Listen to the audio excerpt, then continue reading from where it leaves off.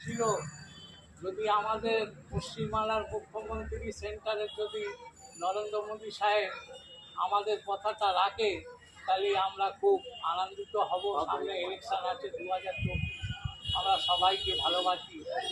আমাদের এখানে একটা ভালো হসপিটাল, প্রতিভা হসপিটাল আছে, পিজি খুব ভালো, আর্টিকল খুব ভালো, খুবই সুন্দর। কিন্তু কী করবো, আমাদের নিউ টাউনশিপে একটা যদি এমস নার্সিংহোম হতো, সরকারি একটা কোনো নার্সিংহোম যদি আমাদের নিউ টাউনশিপে করে দিত, দিদি হোক দিদি হোক যে কোনো ভাই যদি করে দেয় আমাদের খুবই উপকার হয়। আমরা খুব কষ্টের মধ্যে বসবাস করছি।